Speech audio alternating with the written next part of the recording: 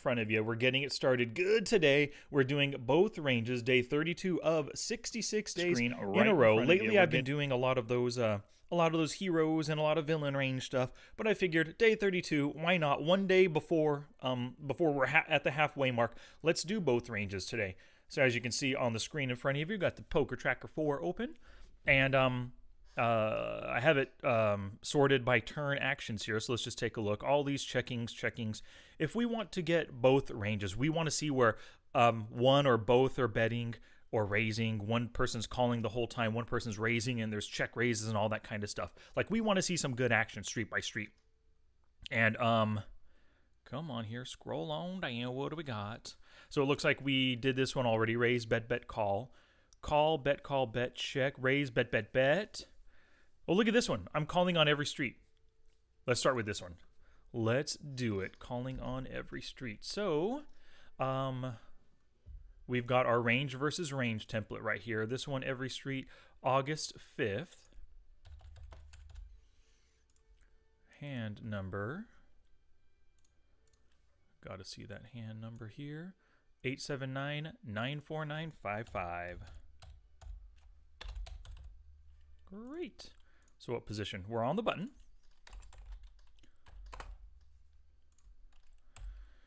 There is an open, and we just call, as we saw with the action, we're just calling every street. Look at that. We got a loose aggressive, only 11 hands. Short stacker right here. But we also have super loose passive, 53-7, and a loose passive, 43-0, and it's only 7 hands. They raised through, or played 3 out of 7 now, and now this is the 4th one. They're coming in for a raise. And then we get a call. Oh, so we've got three-way action. Let's see. We're just doing hero versus, I hope this is just hero. Okay, Poker Your Girl fold. So it's just us and D. Pieramico. I'll just call him 55. That's easier. 55 in the name. So it's me and 55 here. On the button. Let's see. Cutoff opens. I call. SB calls. And then we'll see what happens here.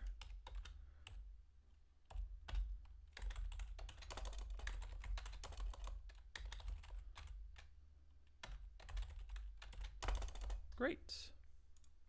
All right. Oh, as always, of course, you know this is a split suits template right here. This is the both our range and the villain's range. And of course, we got our 2 Flopzilla windows open. I'm going to put my range up in the top one, villain's range in the bottom. And of course, to compare the 2 ranges, we have Hold EQ working. And you can see I've already tested pocket 4s right here on the bottom, Jack 10 suited on top, and Jack 10 suited is a 53% favorite. Even though it's not a pair yet, it's a 53% favorite pre-flop versus the 4s. If Jack 10 suited is such a good favorite, what is King Queen?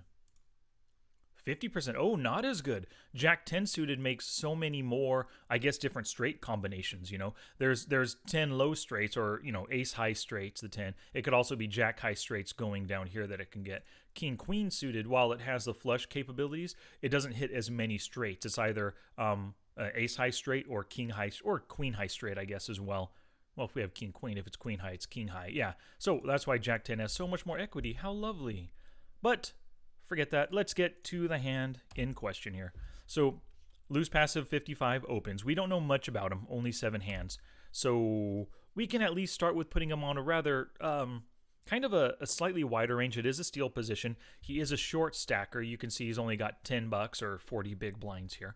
Possibly started the table with just $10 after 7 hands if he's roughly right there. He might have won one little small pot here and there to be above $10. But makes sense. So he opens and then I call and then that ends the, well, he calls, but that ends the pre-flop action. So let's first take a look at his opening range before we look at my calling range here. So let's say, let's look at a 33% opening range. Oh, whoops, that's a call 2-bet. Click the wrong one. Let's look at a 30% opening range. Let's say he's opening every ace, because it is a steal position after all. Let's give him all that stuff. Let's not give him those suited gappers. Let's go to 8-6 suited. All the offsuit 9s and better, I like. Suited this. Let's give him some suited kings here. We're looking at 38%. That's not so bad. I mean, it's just, we just don't know enough about the guy. He could be stealing. Loose passive and a super passive guy here. He could be wanting to get into pots with these two. Short stacker, medium stack. Take that off. Every single pair. all the broadways. This I'm good with all of this. I mean, we could cut him down to like king 7 and above, but let's just give him all kings for now. Let's see what happens. 6-5. Let's not go down as 5-4, 7-5. Let's say he's folding those. Actually, we can even say he's folding those. 6-5 and 8-6. Let's make 7-6 and 9-7 as cutoffs. Suited 8s are better. All the kings and aces. Yeah. So let's give him this range. It's a rather wide range, but we don't know much about the player. He's in the cutoff, a steal position. It's very possible this is his range right here. 37%, 486 combos. Now, what is our range for just calling? He opens. We could be 3-betting here. We don't know much about him, so we might not be 3-betting too light. Maybe we're only 3-betting with some of our obvious 3-betting hands. You know, I mean, that might be our 3-betting range right there. So let's remove those and build a calling range around all of that. We are on the button, so let's look at to start off. Let's look at kind of a wider calling range. I'll think about those in a sec. All the pairs. I like 10s for 3-betting here. 9s I would often be calling to set mine and to have this kind of middle strongish pair and to play him post-flop, see what he does beyond the flop. I can call with ace-queen offsuit. Occasionally I'll raise. Ace-queen suited is oftentimes a 3-bet for me. So I'm going to make this a rather small 3-betting range here versus an unknown. Sometimes I 3-bet with these hands, but I can call with them as well. Sometimes I 3-bet here, but I can call with them as well. No, as we saw yesterday, I 3-bet with 9-8 suited. Yeah, so that is in my 3-betting range, but occasional calling range as well. Let's go all the broadways, all these broadways. I'm calling queen 9, jack. I like that. I like calling here. And if you look, okay, so this person, short stack, has a great opportunity to shove and take our, 3-bet squeeze and I fold, which is totally possible. But it's a very good chance, like he did, or POKERURGIRL, just girl, pokerer, just called. I can expect that quite often. So I'm probably coming in with a decent amount of suited connectors and gappers in order to play in position versus what looks like to be a weaker player. And then probably expecting a call by him as well. So I think these are all hands that I do like 3-betting these more than calling, just to try to isolate and get the pot heads up with 55 here. But I can occasionally call. I'll keep them in. Okay, I'm going to say this is my range, 19% range. And 256 combos.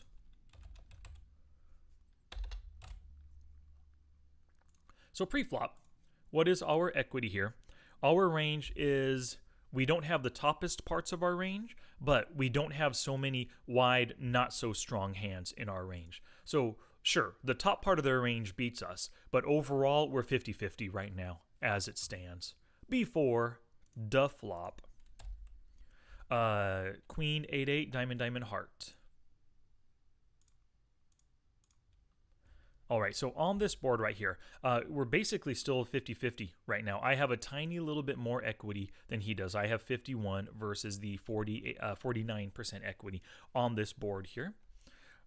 Let's see, my range 51, 49. The flop can... Sweet. So what happens on this board? We have ultimate position. Now, goes ahead, tosses out the c-bet for half pot. This could be a very wide range. I mean, we can't say that he's only doing this with like top pair or better. Very wide, and we get 2 callers, us in the small blind here. And you got to think about it too. I am calling knowing that there's still action. It's a really good time if POKERURGIRL hit a flush draw, hit an 8 for value or a queen for value. It's a great time to check raise all in. Just get it in with what's probably the best hand, unless it's a flush draw. So I'm calling knowing that POKERURGIRL could be making that play, could be shoving over me. So if I'm calling here, I'm probably quite possibly willing to call again. So first, what is making the half pot c-bet? Quads, totally. Full house, yeah, why not? Going for value here. I would make the half pot c-bet on this flop. Not all the time, but quite often. 3 of a kind, totally making those. Over pairs, yep, making the c-bet. Top pair hands, yep, c-betting. Pocket pair below. Yeah, it is a hard to hit board. It is a little bit wet. I mean, Jack 10, Jack 9, 10, 9 all have some kind of a straight draw, and then all the diamonds have have flush draws as well. So I think if I were 55, I would be betting here at least on the flop with my pocket pair below top pair, just to charge any draws that decide to come along, or possibly get value of 2 over cards.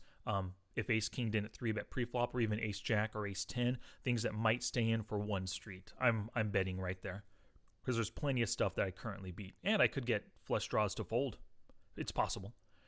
Weak pairs, I don't like. Well, one c-bet's not bad. I mean, yeah, you might as well throw out one as a complete bluff, hope they all fold on the hard to hit queen 8-8 board. Semi-wet, but hard to hit board. Ace high is not necessarily betting no made hands. Flush draws totally betting open-ended gut shots. What are they? Oh, like I said earlier, jack 9, jack 10, 10 9. Yeah, those are betting one street here. Trying to get everyone to fold, but they still have equity and can hit a good hand. Over cards, yep, totally betting. 2 card backdoors, I'm not going to say those are betting in his spot. It's possible, but I'm not going to automatically put all of those hearts in his betting range. And a lot of those are included in some of this other stuff that we've got here. So let's say he's betting that 53% range. So what are we just calling with? If I hit quads, I'm totally calling.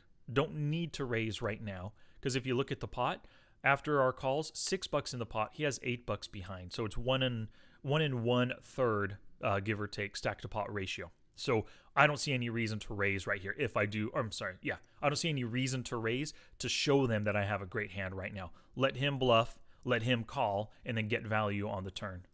You know, get them to go all in on the turn. So 3 of a kinds, totally calling here. Over pairs, don't have any.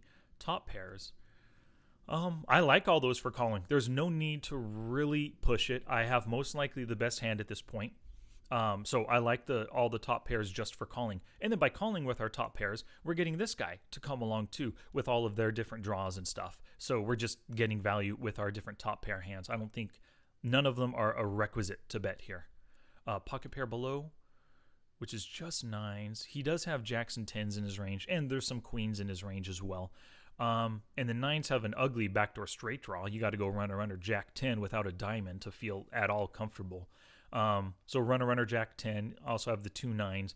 I might be calling one street with the 9s to see if he shuts down the turn, so I can call in position on the flop. If he checks and checks, then I can bet on a random turn. Let's say it's a deuce 3 4 5 on the turn. I can be betting at those just to get them both to fold. So it's possible I could be calling with intent to bluff later. Weak pairs, all that, I'm often folding right there. I don't see any reason really to stay in with those. Ace highs, nope. I would like I could raise with the weak pairs and ace highs to bluff, but because I do have showdown value with pocket pair below top pairs and top pairs and stuff, I'm definitely I definitely like the call.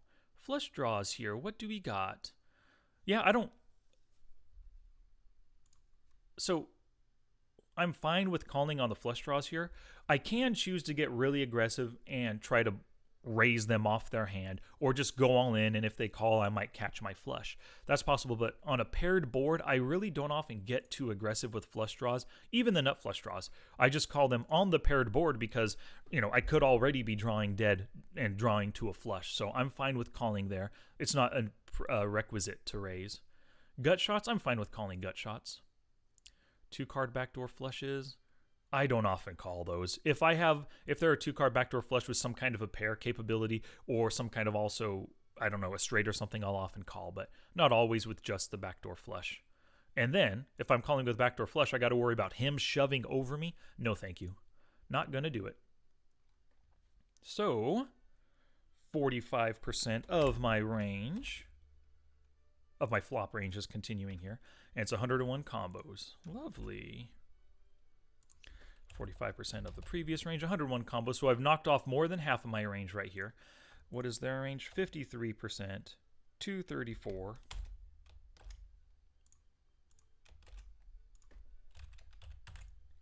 So their bet, actually their bet and my call, we both kept all of the toppest parts of our range in still. Because the stack to pot ratio is so small, there's no need to really push hard with our nutted hand. So we're nuts versus nuts right here, I guess. Oh, there's a message here from Hands Cold. Oh, you're welcome. He said thanks for the series, Sky. Yep, you're welcome. You're welcome. I appreciate you watching. No, I'm not playing in the Punta Cana Poker Classic. I wish I were. I did attempt to make it into it with some satellites, but the satellites were no-goes. I got knocked out well before, final table time and everything. So didn't work out. Someday, though, I would love to make it to the Punta Cana Poker Classic. Are you playing Hands Cold? Because if you are, I wish you luck. All right, so now that we have our ranges set based on the flop action, let's see what our equities are. Nice. So on this flop, we have the best equity right now at 55%. They've got 45%, but there's still plenty of stuff in their range that we should be maybe concerned about on this board right here. Let's see what happens. 5 of clubs comes. Now, just on that card, it kind of changes the equities. We saw 54%, so really, we're still ahead. 5 of clubs, 54, 46. Okay, turn, range time. So we are calling again. We already know that. But what's the bet sizing? Last time it was half pot. Let's see what his sizing is. Poker Girl checks. 312, exactly half pot again. So if I felt he was bluffing on the flop, that 5 doesn't change anything at all. The only thing it helps is pocket 5s that we're bluffing. So really, if I felt I was best on the flop, I guarantee I'm calling again because 5 didn't change anything. And Poker Girl folded. So first off, what does he bet half pot? Leaving just $5 in a $12 pot. And then what am I calling with? So 5 of clubs, betting quads, betting full houses, betting 3 of a kinds again. Because that card, for him also, it's not a scare card. It's not like I called with pocket 5s and now I, got a full house on him. If he felt he was good on the flop, he still feels he's good as well. So he could easily be going for value with all these best hands. He could be going for value with the overpair once again. He could be going for value with top pair. Totally. The 5 doesn't change anything. If he feels that we can call without a queen on the flop, he's got to be betting again right now because we could be calling once again without a queen. He's ahead, but we could be on a draw, so he's charging our draws. Weak pairs here. Under pairs. I'm not going to say those are betting. No, those aren't automatically betting. Those could easily be checking. Those 5s just hit showdown value. He could be concerned that, hey, we called slow playing instead of raising on the flop with an 8. We have a queen, and he could be beat. Maybe doesn't want to he doesn't want to commit any more money to this. So let's take the weak pairs out of his betting range. Ace high taken out, no made hand taken out. We don't know enough about him to know that he double barrels a lot, so I'm gonna put him more on the cautious side, especially being out of position right now. If he was in position, I could put some of these weak pairs in. Flush draws, betting, totally. They could be betting again, betting on the draw, doing the double barrel, hoping we fold. Open ender, what is that? Oh, the 7-6, yeah. Maybe it's only one hand. Let's put that in his range. Why not? Those gut shots could possibly be double barreling. If he bet the flop, he could do it again on the turn. That card doesn't scare him at all. Yeah, he could be doing it with the gut shots. And let's not say he has overcards. All right, so we narrowed him down a little bit more there. 81%, 186.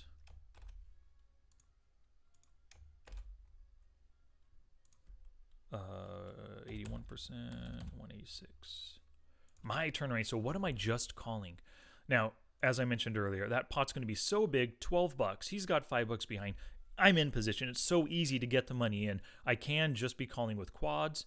I can call with my 3 of a kinds, all those 8s. I can call with my top pairs again, because he could be bluffing this whole time, and by me raising here, he could get away from his final $5. So, but on the river, if he checks to me, I can bet $5. I could bet, even $2 just to try to get some value out of him. I could be calling with just top pair. I don't see any reason to raise now to kind of expose the strength of my hand. Pocket pair below. I don't like calling 2 streets. Well, 9s. I don't know enough about him. I don't like calling 2 streets. I'm going to take those out of my range. I'm often folding here versus a double barrel. Those weak pairs, I am probably folding. Yeah, sure, I just picked up a pair of 5s, a little bit of showdown equity, but I don't think it's worth calling 2 streets. And look at his stack behind. He's already committed about half of his stack. He looks like he really likes his hand. And if I'm calling, I'm just drawing to something. I could raise to try to bluff him off, but I don't think he's folding anything to a bluff, so I don't like raising for a bluff as a bluff here. Weak pairs. Oh, no, wait. Take that out of my range. Whoops. Because I'm not calling. Flush draw. Well, if we look at the percentages here, flush draw only has 9 outs for a flush draw on a paired board. I'm not a big fan of drawing to that, but what if my flush draw was like, ace jack, and I feel that an ace or a jack is also in out. So you have 9 outs plus 6, 9 outs plus 6 outs is 15 outs. It means I have 30% equity. I only need to pay 25%. It is a mathematically, it's possibly a mathematically good call if he's betting with anything other than a top pair hand. Any kind of draws, any kind of under pairs, it's worth calling. So let's say that the flush draws are in my calling range. Open ender. That's only 8 outs, and then I can't count my 7s or my 6s as an additional out. Let's take that out. Gut shots, no. Okay, so I've narrowed myself down even further here. 73%, 74 combos. Whoops.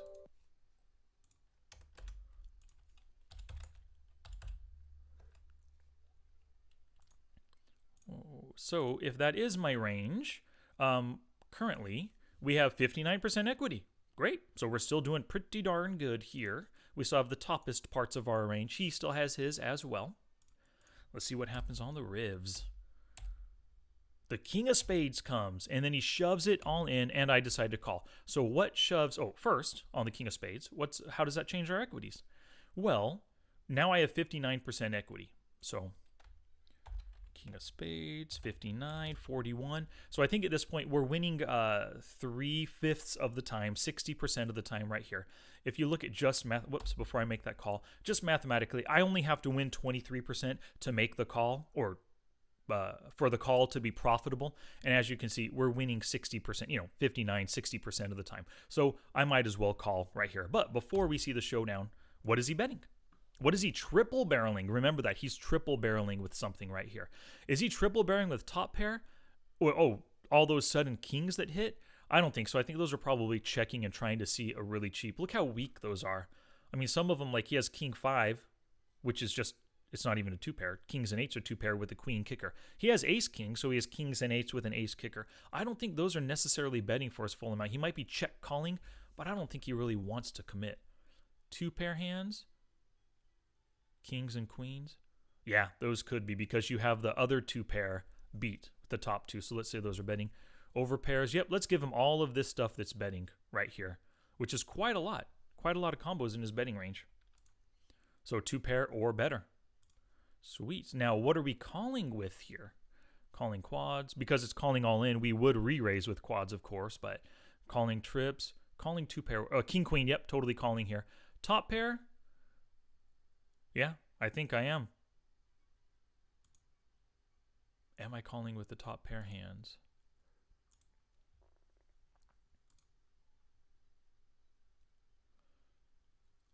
He could be triple barreling with a queen. I can see a flop and a turn bet with the queen. The king suddenly hits. How many kings are really still in my range? I guess random suited kings of diamonds, King Jack, King 10, King 9. Oh, just like we have here, obviously. Yeah, that's possible. I would be calling with those because he could be triple barreling with a queen, could be triple barrel bluffing with a busted flush draw, a busted gut shot, like I said. So there's a lot of stuff here. Whoops, no, wait, we don't want to do that because he could be triple barreling. We just don't know much about him. Middle pairs? Is that triple barreling? Not no-made hands. Ace highs, triple barreling.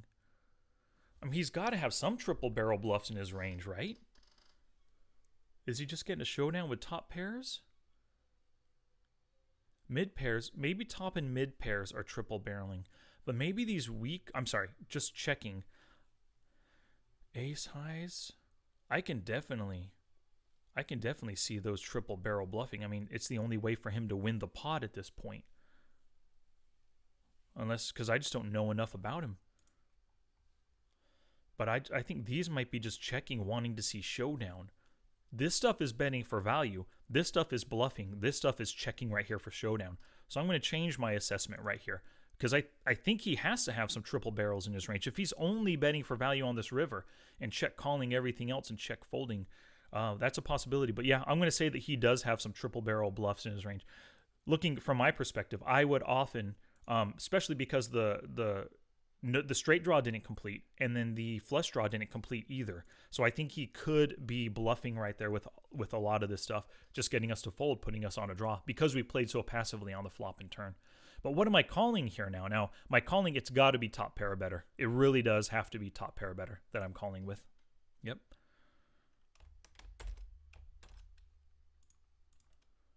%, 21 combos. There, river, 121 combos because he is bluffing plenty. 68%, 121.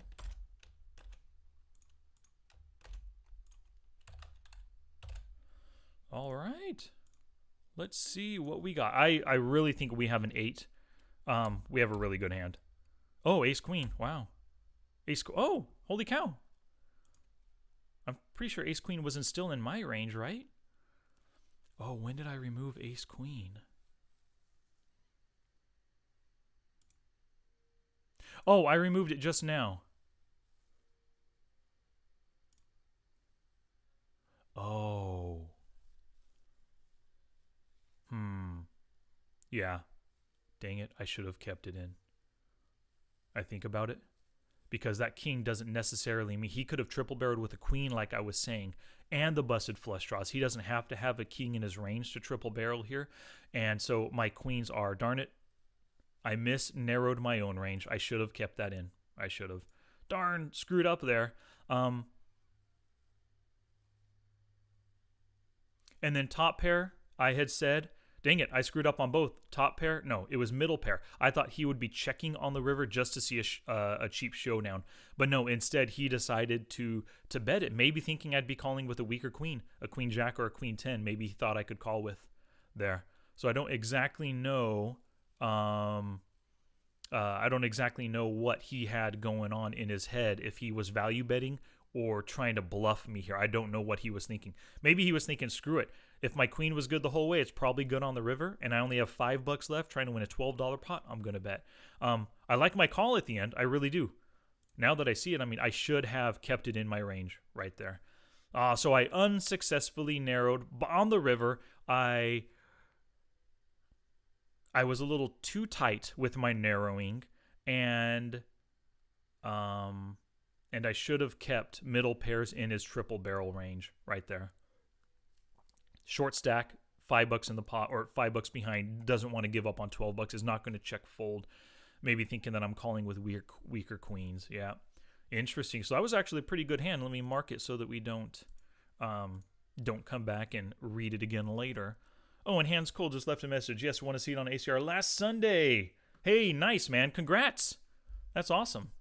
Hands Cold won a seat to the Punta Cana Poker Classic, which I tried to win a seat in a couple times, and it just didn't work out. And I kind of just gave up on the whole satellite hunting Punta Cana Poker Classic stuff. Just doing the cash games for now. But yeah, hey, congrats. I wish I was there with you. But have fun and good luck to you, Hands Cold. Alrighty, everybody. I think that was a pretty good hand reading practice. It's interesting how he's capable. He is an unknown, capable of triple barreling with a rivered second pair, or top pair throughout, and then on the river it became second pair. But it makes sense. I don't have many kings in my range. Alrighty, y'all. Thank you very much for joining today. I do appreciate it. I'll catch you next time on day 33. Halfway there.